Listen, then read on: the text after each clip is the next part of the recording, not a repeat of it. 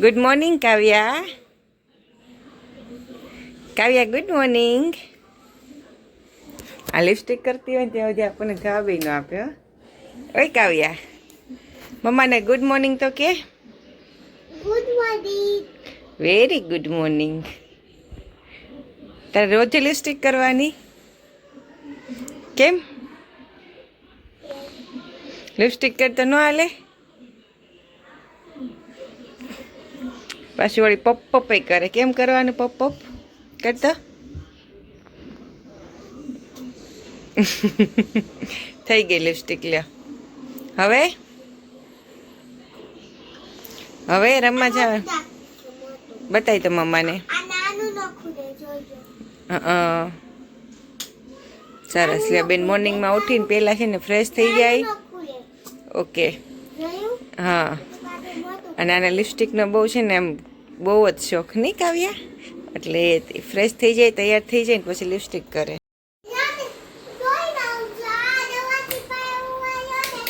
ક્યાંથી દોડીને આવું છે? અહીંયા ઊભી રહો એમ? ઓકે, આવતી રે આવતી રે. બીજું શું છે? કેવું રમસ તું? એને શું કહેવાય? શું કહેવાય? ગોલ કુંડાળા. કાવ્યા ગોલ કુંડાળા રમે છે. કેરીના ખોખા છે ને, આ બધા ખોખા અમારે ભંગારમાં દેવા જવાના છે નહીં? કેટલા બધા છો.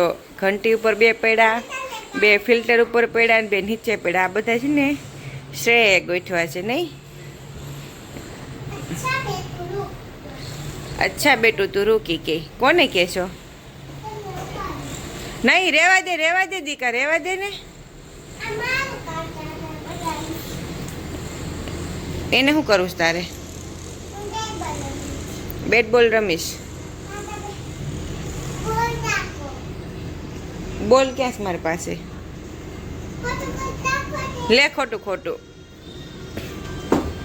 અરે વાહ વાહ, 6 મારી કે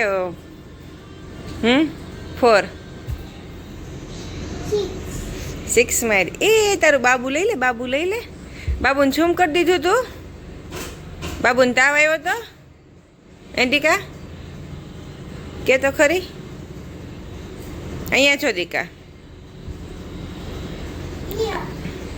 મારે નથી જોતું તાર બાબુને, તું રાખ. મારી પાસે 2 બાબુ છે, એક તું બાબુ, એક શ્રેયા બાબુ. મધ્યે તુ ગોવિંદા પ્રભાતે કર દર્શન. ઓમ શાંતિ.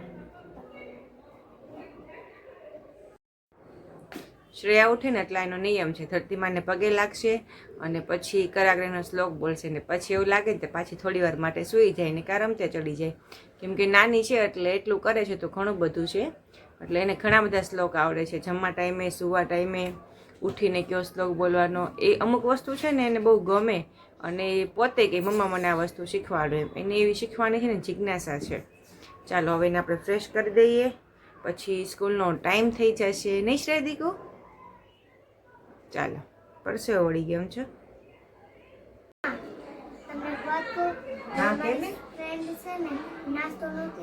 જોરથી બોલ, જોરથી. શું કહે છે? હા દીકા. આજે મારી ફ્રેન્ડ કાલે મારી ફ્રેન્ડ નાસ્તો નથી લાવી ને, તો મેં દાવ લાવ્યું. મેં કીધું ચા બધા એમાંથી થોડુંક થોડુંક લઈ લે, નહીં થોડુંક લાડવાનું છે. એટલે નાસ્તો નહોતી લાવી તો તમે બધા ભેગા કરીને થોડુંક થોડુંક નાસ્તો આપ્યો એમ ને? એ તો બહુ સારું કહેવાય, શેરિંગ કર્યું કહેવાય દીકા. મને બહુ ગમ્યું. અમે મૂંડી બાજુમાં બેઠા હોય ને, એકબીજા પાસેથી માંગીએ. એને માંગ્યું ન કહેવાય. આપણે ફ્રેન્ડ સાથે ખાધું હોય ને બીજા એને શેર કર્યું કહેવાય. આપણે ફ્રેન્ડ ન ખવાય, ફ્રેન્ડ આપણું લે એમ હોય. શું કહેવાય? એને શેરિંગ કહેવાય. એકલા નહીં ખાવાનું કોઈ દિવસ કોઈ વસ્તુ. કાલે ઇડલી લઈ જાવી છે. ઓકે ચાલો. શ્રેયાને શેરિંગ કરતા તો આવડે છે, મને ખબર જ છે, બટ સારું કહેવાય દીકરા. શ્રેયા તારે એકવાર એવું થયું હતું ને, ટિફિન ભૂલી ગઈ હતી, પછી તારી હા એવું કંઈક હતું ને લંચ બોક્સમાં, પછી તું ઘરે ભૂલી ગઈ હતી, પછી તારા ક્લાસમાં બધી છોકરીઓ તને થોડોક થોડોક નાસ્તો આપ્યો હતો નહીં? એટલે શ્રેયા સાથે એક વખત એવું થયું હતું ને, એટલે શ્રેયાને ખબર પડી ગઈ કે કોઈ નાસ્તો ન લાવ્યો હોય તો આપણે થોડોક થોડોક એની સાથે શેર કરવાનો. બધા થોડોક થોડોક આપે એટલે એનું લંચ બોક્સ ભરાઈ જાય નહીં દીકા, એટલે એ જમી લે આપણી સાથે. ડાયો દીકરો છે ડાયો.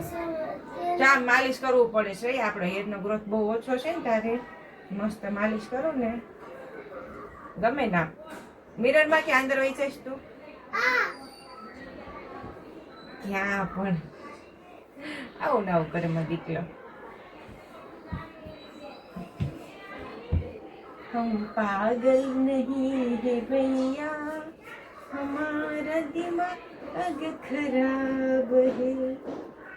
ચાલો સ્ટેન્ડ રેડી કરી દો. રેડી? ગુમડી થી જો મને ક્યાં થઈ? નથી ક્યાં દુખે છે? નહીં તો કાઈ દુખતી હા અહીંયા નાની થઈશ તો એ ગરમી નીકળતી ને દીકરા હજી.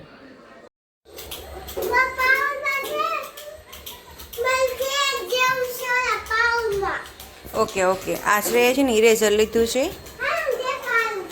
હવે એનું ખોલવું છે નહીં. હાલો કેરીના ખોખા ખોખા જ ઘર લાગે છે આખું મને તો. જમવામાં છે કેરી, રોટલી અને આખા ગુવારનું શાક, લસણ ને ટમેટાની કટકીથી વઘારેલું. ચાલો જમવા ચાલો. નહીં સામું જોવે ત્યાં નથી. આમ જો અહીં હું ચોકલેટ મૂકી હતી, શું વેરું તું? અમારે સાફ કરવું પડશે. અહીં રહ્યો. હાલે કોણ?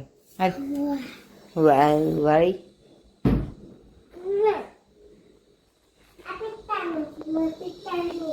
પિસ્તાનો બહુ ભાવે. અને ઉઠીને બેનને સોફા પર બેસી જાય, સોફા પર બેસીને ફોન આવડી જાય છે કોણ ખાવાનો છે. તું હાથે તોડ ને હું નહીં તોડું. કાકી હતી કે આમ કરજો ઓલું કરજો, પોતાને હાથે તો કંઈ કરવું નહીં. હવે બાલ્કનીમાં બેસીને ખાશે.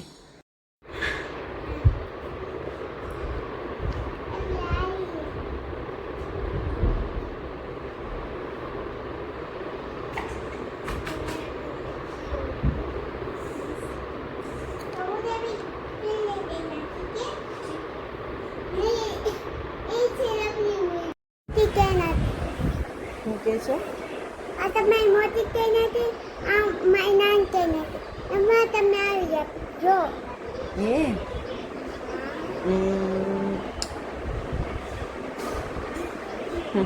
કવડી કામ એમ નહીં, એમ નહીં જાઓ.